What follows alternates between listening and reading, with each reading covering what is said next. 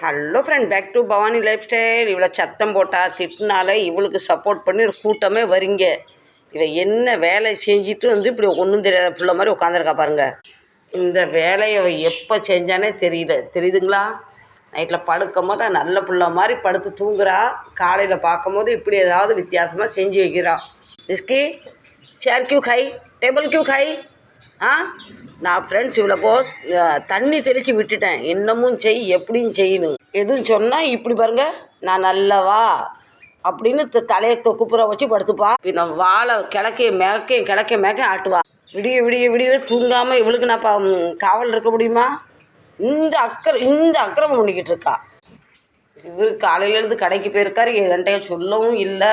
அந்த துண்டை தூக்கி எங்கே போட்டு போனான்னு தெரியல.